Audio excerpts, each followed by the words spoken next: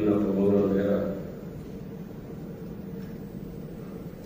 Bapak Teguh Setiabudi. Benar.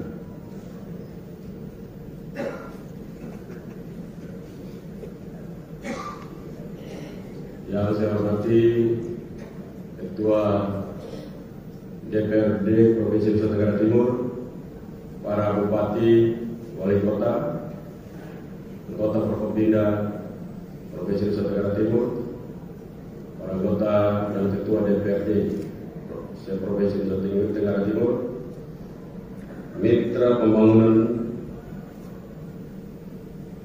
Provinsi Nusa Tenggara Timur yang hadir pada kesempatan ini, dan semua kita yang berbahagia mengikuti acara musrembang rencana kerja pemerintah daerah Provinsi Nusa Tenggara Timur pada pagi hari ini.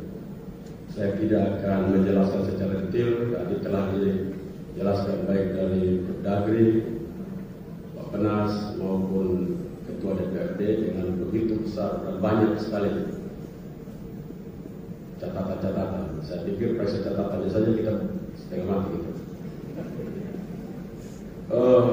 Saya ingin melakukan beberapa stressing terhadap isu.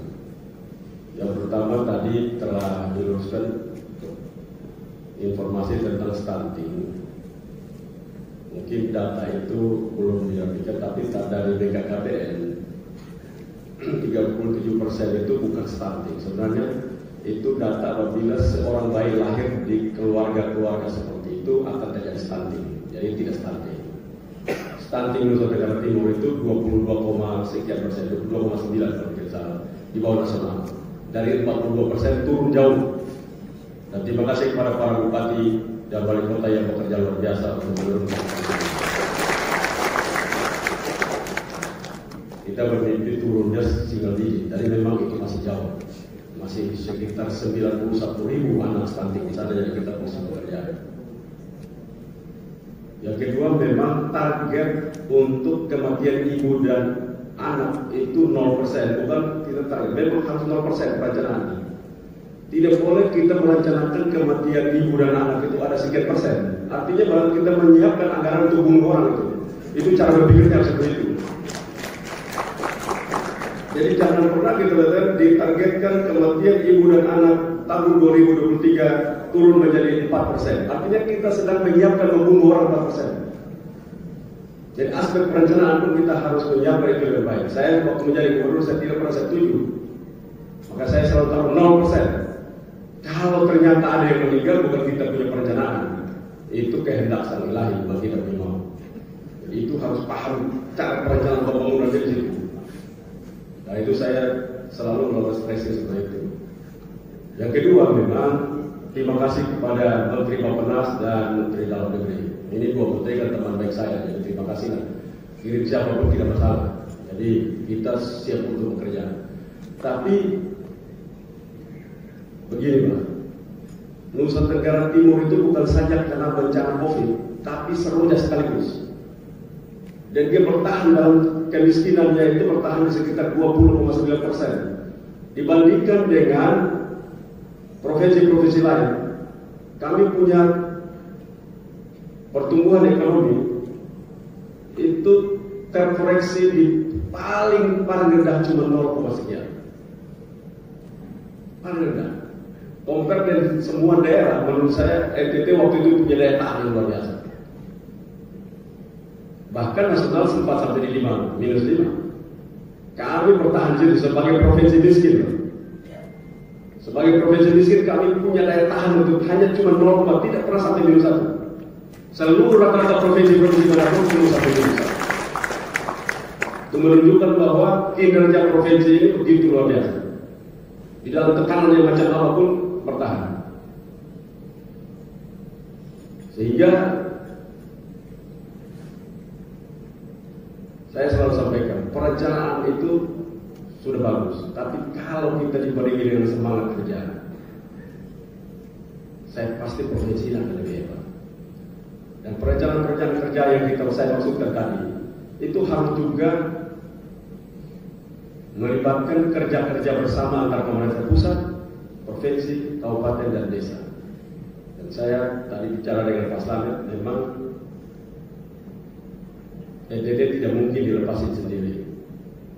Contoh paling sederhana, tadi Pak Mendagri lewat Pak Bambang, Pak Dr. Sugeng sudah sampaikan itu bahwa kita melakukan hilirisasi terhadap produk-produk pertanian kita. Tapi tidak mungkin industrialisasi NTT itu berjalan kalau energinya itu 1 kWh, NTT harus bayar 28 sen 1 kWh. Compare dengan Jawa itu 6 sen. Tidak bisa. Maka industri yang berjalan bila energi kita itu minimal ada di 16 sen. Hari ini dengan batu bara kita begitu tinggi luar biasa. Hitungan-hitungan saya, kalau tidak disubsidi, maka energi fosil lewat batu bara itu sekitar ada di 21 sen. Karena kita ada demo domestic market order. Kita kena demo, maka kita mampu bertahan untuk itu. Tapi kalau dilepasin market bebas, kita punya batu bara hari ini dijauh 21 sen. Tapi kan kita subsidi. Dan itulah maksud saya, Nusa Tenggara Timur untuk maju ke depan bukan semata-mata memompa di NTT, tetapi bagaimana mindset cara berpikir pemerintah pusat itu harus berubah untuk melihat Nusa Tenggara Timur. Energinya, kita mendorong untuk terjadi industrialisasi di NTT, tetapi energinya itu energi yang sangat mahal. Maka kalau dengan energi baru terbarukan, terima kasih lewat Bapak Presiden, terima kasih karena Bapak Presiden telah mendorong agar di Sumba nanti kami akan memiliki 1, sekian giga hasil riset terakhir dari UGM yang nantinya akan dibuat menjadi RPTR. Maka 2023 kita harapkan NTT bisa mampu untuk memproduksi energi baru terbarukan dari solar farm dengan 16 sen. Maka kami akan irit sekitar 12 sen. Dengan 16 sen energi baru terbarukan, maka mimpi kita untuk melakukan industrialisasi itu dapat dilakukan. Kenapa? Mimpi dunia menuju kepada blue energy itu akan mampu dilakukan Nusa Tenggara Timur secara baik. Kami punya matahari, punya angin, punya panas bumi, punya arus laut. Arus laut masih mahal, kita harapkan kemudian teknologi akan mampu untuk membuat itu jadi murah. Karena itu memang cara-cara kerja untuk membangun provinsi ini bisa bertumbuh hebat itu harus dikerjakan secara luar biasa. Saya setuju tadi bahwa banyak sekali masalah, khususnya di kabupaten. Dan hari ini hadir bapak-bapak bupati, wakil wali kota. Perencanaan sehebat apapun, tapi kalau kerjanya itu tidak disiplin, daerah itu tidak akan maju. Saya mau bicara dengan Pak Kapolda, Pak Kajari, dan Pak Dandan. Kami mau periksa nanti kabupaten-kabupaten yang masuknya terlambat, pulangnya cepat. Saya mau tangkap dulu itu bupati, kita tangkap dulu wakilnya, kita simpan di kantor. Saya banyak sekali dapat laporan itu. Masuk jam 10, pulang jam 2. Bagaimana kita rapat hebat seperti ini, habis uang seperti ini, tapi kita bersumber daya manusia kita lemah sekali. Banyak yang merasa bahwa gubernur ini kadang-kadang marahnya. Bukan, saya tidak marah. Tapi kalau kita punya seluruh energi kita punya disiplin kita, etos kerja kita bagus. Ini provinsi hebat. Kita terbiasa hidup di dalam ruangan, membuat planning untuk bukan pelayan publik. Kita itu melayani kantor, tidak melayani publik. Kalau melayani publik, kita tahu maunya publik. Tapi saya mau tanya, kalau mau saya turun di satu daerah, saya panggil seorang ASN untuk saya tanya, coba menjelaskan kepada gubernur ini apa potensi daerahmu, masalahnya di mana, dan perlu kerjasama dengan siapa. Saya nggak yakin akan dijawab dengan benar. Jadi tantangan kita kan bertahun-tahun melakukan musyawarah, rencana pembangunan kita, rencana kerja pemerintah daerah. Tapi bertahun-tahun itu juga kita selalu gagal. Jadi kita ibaratnya kita datang bertemu bla bla bla. Terima kasih. Habis itu kita duduk ngomong lagi mata melotot-melotot sudah selesai tamu. Saya tidak seperti itu, mohon maaf. Saya agak sedih saya dibiayai dengan begitu besar dan kita kerja seperti itu. Bicara tentang tadi Pak Slamet bicara tentang panen tanam jagung, panen sapi. Kita tahu bahwa pangan dunia sekarang akan krisis, apalagi terjadi perang antara Rusia dan Ukraina. Rusia salah satu negara penghasil pangan dunia, ekspor bahkan terbesar di dunia. Kalau di sana terjadi stop, maka dunia akan terjadi kelangkaan pangan. Dan kita dorong serius untuk tanam jagung. Tanam jagung itu 100 hari, itu kita sudah punya uang. Apalagi dengan ekosistem yang sedang dibangun, petaninya tinggal terima saja. Para bupati, kepala desa, camat tinggal siapkan lahannya, jaga dengan benar, baru kita tanam untuk tumbuh. Dan catatan saya, dalam kunjungan kerja saya lihat program ini berhasil sangat baik. Tanam jagung panen sapi artinya jagungnya ditanam, sapinya juga dibeli, dan pakannya terjamin. Selama ini orang NTT panen nanti batang jagung, batang padi itu dibakar. Padahal itu pakan ternak terbaik untuk pada musim-musim paceklik. Baik bulan Agustus, September, Oktober untuk kepentingan pakan ternak kita, khususnya kambing dan sapi. Nah, ini desain sebuah perencanaan yang kolaborasi sehingga cara berpikirnya pun terbangun dalam sebuah sistem kolaborasi yang baik. Lahan-lahan sudah siap untuk diolah. Dan saya minta kepada Kadis Pertanian Provinsi, saya mau lihat 300.000 hektar. Tahun ini 2022 kan 105.000 hektar yang diolah. Saya minta kita menuju 500.000. 500.000 itu mendekati sekitar sekian triliun. Dan 100 hari, teorinya begini, Pak Slamet, Pak Sugeng. Teorinya begini, kalau kita tanam jagung 100 hari, 1 hektar itu 7 ton. Saya kemarin keliling, kecuali yang pemalangan airnya terhambat, ya ada dari 6, sekian, mendekati 7. Let's say kita anggap rata-rata 7 ton. 7 ton itu angka terburuk yang kita kasih provinsi ini dengan nilai beli terendah itu 3.200. Harga terendah. Kita let's say kita beli 3.000 saja. 3.000 itu arti 21 juta per hektar. Kalau 3.000. Anggaran yang kami siapkan untuk itu semua diterima bersih, lalu kita potong, keluarkan ongkos semua, let's say 6 juta. Kalau yang bersangkutan ingin hidup lagi, di sana dia tidak punya daya tahan ekonomi, kami tambah 4 juta. Untuk dia punya daya tahan selama 100 hari. Berarti 10 juta. Dari 21 juta, keluar 10 juta, dia masih ada 11 juta dalam tempo 100 hari.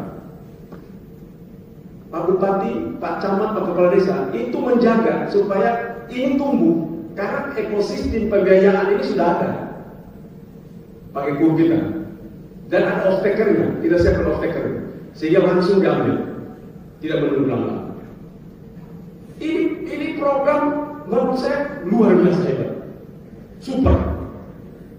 Gagal itu tolong, karena ekosistemnya dihadir. Pengusahanya siap, anggarannya siap, pemerintahnya siap.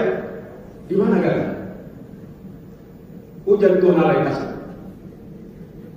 Dan ini menurut saya, kita punya catatan. Dan saya di sini saya kerabat dengan Forkopimda Provinsi NTT untuk kami menyiapkan agar program ini dikawal dengan baik. Bahkan nanti saya minta Pak Kapolda, Pak Danren untuk menempatkan orang-orang di setiap kabupaten, kantor-kantor bupati yang datang telat kita tangkap mesti masuk. Nanti saya jadi presiden. Ini tidak bisa lagi, ini gerakan harus begitu. Tidak bisa kita muslim bangsa seperti ini. Ini hasil itu bagus. Memang perencanaan yang baik akan membuat setengah laba telah kita peroleh. Betul. Perencanaan baik setengah laba telah kita peroleh. Itu sudah prinsip. Tapi perencanaan yang setengah laba yang diperoleh itu akan sia-sia bila kita tidak mempunyai nurani dan semangat kita untuk mengerjakannya dengan baik. Jadi sebenarnya inti dari kita punya muslim RKPD kita ini bukan semata-mata para perencanaan, tapi maukah kita terpanggil dengan hati nurani sungguh-sungguh untuk kita mengerjakannya atau tidak? Dan hello, saya tidak ada masalah untuk turun tahun depan. Saya tidak jadi gubernur pun, saya enjoy, bahkan untuk menikmati hidup saya luar biasa. Saya tahu untuk tidak layak juga karena saya kemana-mana orang benci saya, keras-kerasnya saya itu banyak yang tidak suka saya. Tapi saya mau katakan bahwa kalau saya tidak keras kalian tidak jadi, karena manusia itu tidak ada yang kasih bebas. Dimanapun berada selalu itu. Manusia itu selalu tidak bisa diberikan pilihan terlalu banyak. Orang tua aja kasih pilihan juga banyak, manusia pasti mati, maka pilihan gak banyak. Mati cuma dua yang pilihannya, surga atau neraka. Coba kalau tiba-tiba manusia dipilih surga, neraka atau tidak mati selama-lamanya, saya yakin manusia akan pilih tidak mati selama-lamanya. Cuma kan tidak ada pilihan banyak. Dan menurut saya kita juga sebagai pemerintah harus punya kondisi tidak boleh pilihan terbanyak. Saya jujur, 22% stunting yang turun begitu jauh, itu pekerjaan hebat kita.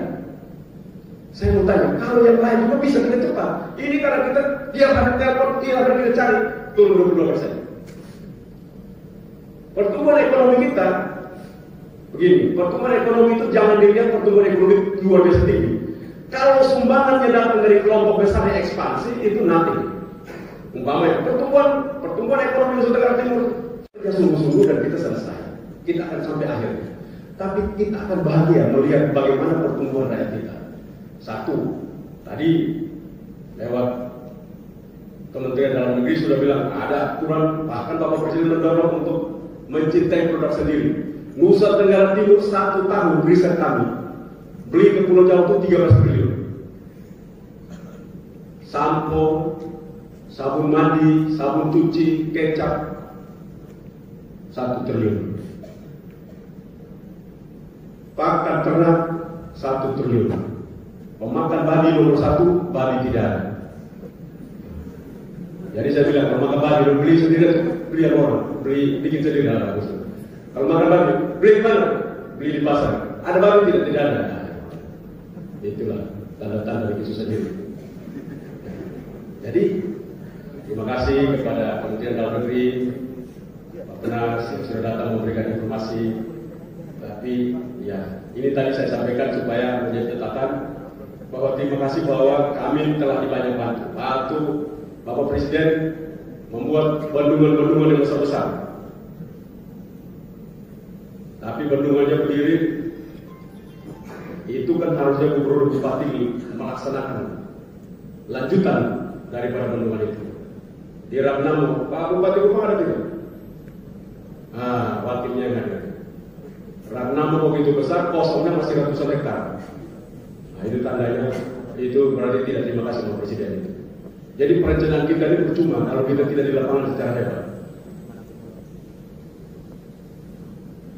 Timur ini paling besar lahannya itu Malaka, TPS, Kabupaten Kupang, besar sekali lahan. Tapi lahan yang paling tidur paling banyak di 3 kabupaten itu. Saya pikir selesai dari sini para bupati, kalau gubernurnya tanya, kau punya lahan untuk intervensi berapa banyak? Nah, langsung bisa dijawab. Jadi kita jangan cuma duduk di sini ngomong masalah. Begitu pergi di lapangan masalahnya tidak ada lagi. Karena kita tidak ngerti apapun. Banyak sekali manusia kalau dulu berapat seperti itu, ngomongnya luar biasa. Begitu kena panas dan hujan, kabur dia. Saya ini kambing. Jadi kita tuh jangan hobi mereka dalam gedung yang penuh dengan AC, mati dulu, ngomong enak. Begitu di tempat di kampung, saya melihat berapa kepala dinas yang hujan dan badai dia tetap stay di lapangan. Baik dari pertanian maupun peternakan. Provinsi saya tahu, kabupaten belum tahu. Badai itu berdiri di lapangan itu. Nah, ini provinsi akan maju luar biasa. Tapi kalau kadis pertanian begitu hujan, kamu pakai payung. Nah ini, dia makan kambing itu kerajanya kambing. Karena itu saya harapkan, biarlah kalian tidak suka saya, tapi tolong kerja supaya kita menyelamatkan dua kita masing-masing. Karena setiap kali kita rapat seperti ini, tolong tadi dari Kementerian Dalam Negeri kasih ini itu, menurut saya gubernur, kalau gubernur bisa boleh bapak kasih tangan saya, ini boleh intervensi langsung bupati saya cabut. Bapak kasih target itu ke saya minta 3 tahun saja. Asal saya boleh cabut bupati. Saya selesai dalam 3 tahun. Tidak ada berat boleh saya untuk itu. Saya pasti lakukan itu. Tapi karena aturan kami pilih sama-sama ini kan hanya boleh aja. Kalau kita pukul aja kalau nanti bisa lagi. Paling pun dipukul saja masuk penjara juga saya. Sebenarnya kalau mau begini juga bagus Pak. Tapi maksud saya gitu, ini tiap hari kita dibilang sebagai provinsi miskin, kita malu aja sebenarnya. Mereka itu juga kita indah kemauan manusia. Kita lihat lagi, Pak Gubernur di situ orang baca kita harus mati lihat itu.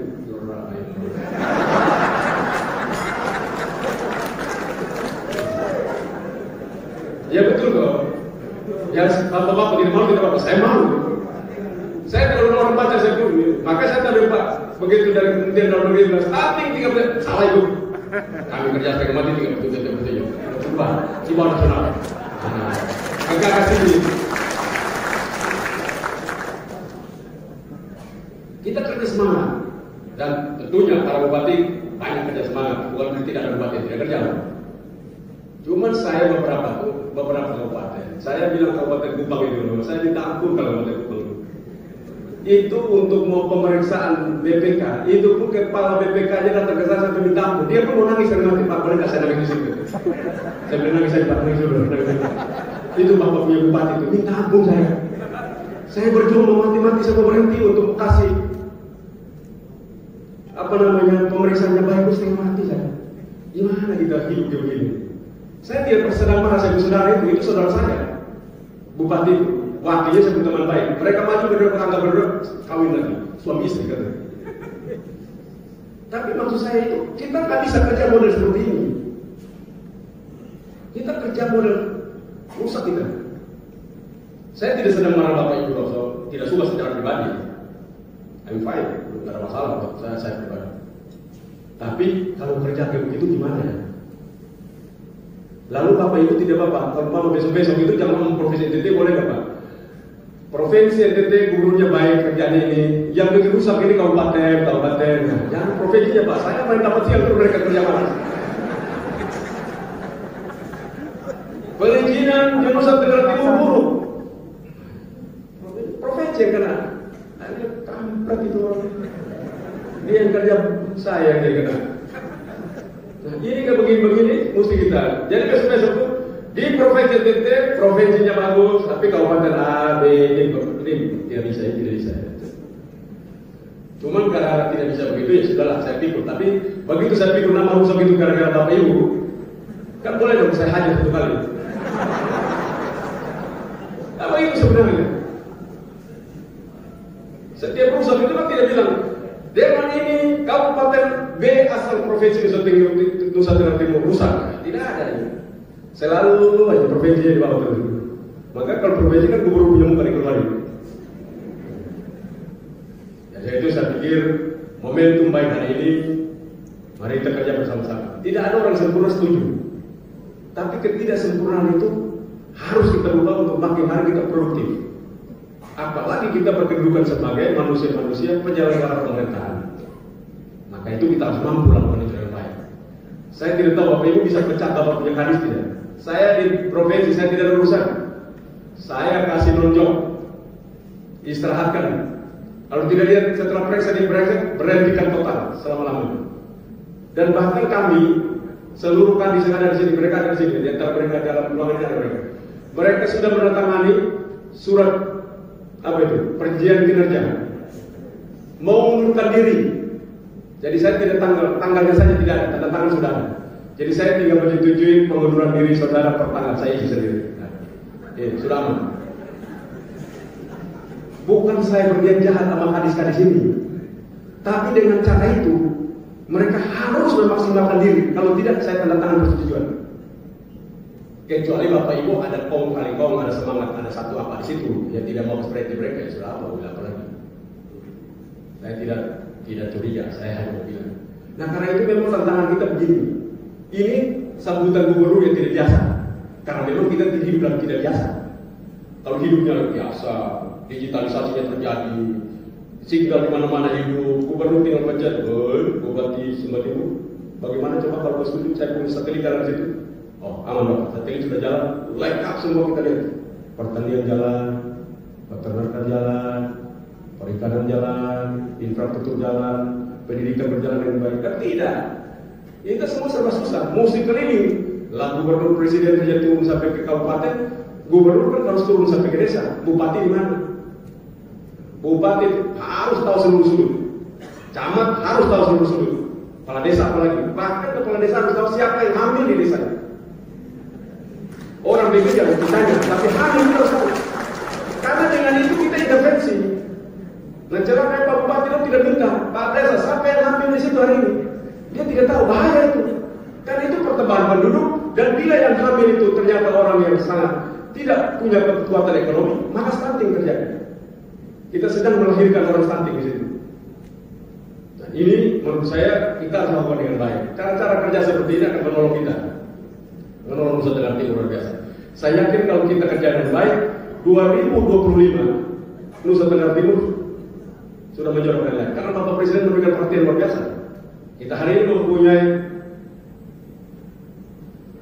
Labuan Bajo itu standarnya itu standar internasional. Saya keliling dunia, jadi saya tahu standar kota itu standar internasional itu.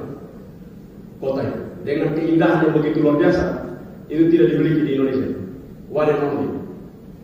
Tapi kalau kita kerja-kerja biasa tidak bisa. Supply chain tadi di Kementerian Dalam Negeri maupun dari Bappenas juga menyampaikan supply chain kita. Seluruh kebutuhan di Labuan Bajo itu disuplai oleh pihak luar. Tidak ada datang. Sekitar 20% saja datang dari Nusa Tenggara Timur. 80% dari luar. Itu menunjukkan bahwa kita sedang tergantung dengan pihak luar.